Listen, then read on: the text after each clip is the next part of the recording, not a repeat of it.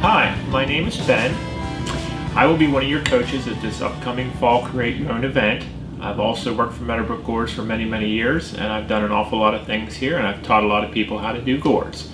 So today, I would like to teach you how to do raffia, which would be one of our main features at our Fall Create Your Own. Raffia can go on many things. I'm showing you here scarecrows, but it can go in jack-o'-lanterns and witches, and it's basically all the same. The color of raffia may change, but the way it's put together is pretty much the same. So what I'd like to do is show you how to do this large piece, which is actually easier to do than this small piece. But I'd like to show you both of them, and if you can see how to do both of them, you can put raffia in just about anything we have.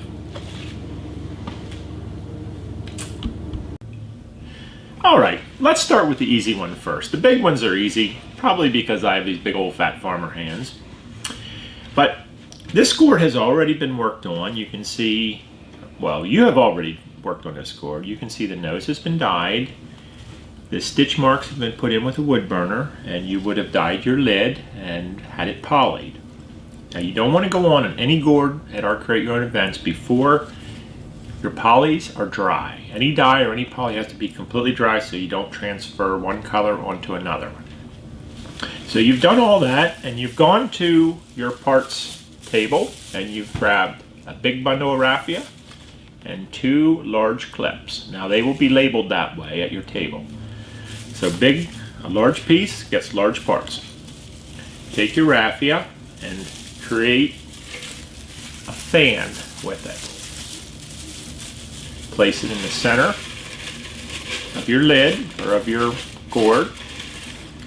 Then you take your lid and put it on. There will be a notch on the back of your gourd that fits in another slot. Crimp your raffia a little bit. Then you take your clips. You'll notice 2 holes on either side. You'll put the bottom hole, the clip in the bottom hole first, and then slide it into the top.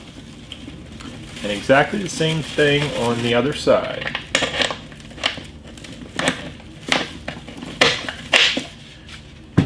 And at that time you can primp your raffia a little bit, just smooth it out so it looks like it's coming out everywhere. And if you choose to at this point, you could trim it up. That's all to your taste. So that is the large one, that is the easy one. I'm going to show you the small one next.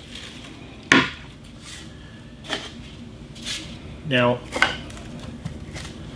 for this one, you will need some arm raffia, and it will be labeled that at our parts station. And you'll need one of our little rinky-dink tools that we make around here. We make a lot of little things like this. That'll help you feed your raffia through. So you'll notice the head. It has already been done just like my large one. And at the same time that you would have dyed your lid here, you would have taken this over and you would have dyed and had your base polyed also. So we don't really need the lid right now. We'll put him aside. What you need is your arm raffia. Just take it, bend it in half, and take this high-priced tool we have here. Feed it through, and all this is doing is helping you feed your arms through the gourd. So we'll push it through. Quite often here you have to crimp it a little bit to get it to start going through. And that is the end of that tool. Now that you have it through, take a piece of scrap raffia and tie off. I try to think of it as tying at the wrists. Just tie the raffia around and tie a simple knot. I have a little trouble doing this. I have a bum finger, so if I can do it, you can do it. And probably twice as quick. So I need another little piece of raffia to the other side.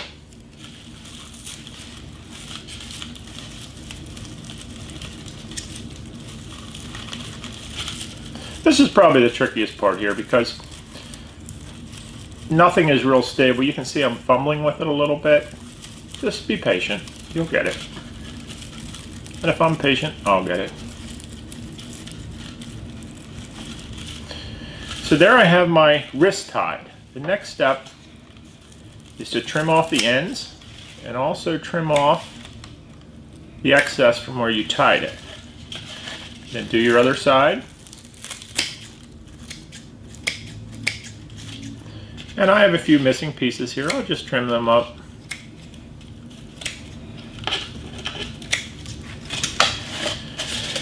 So that's what it looks like with arms.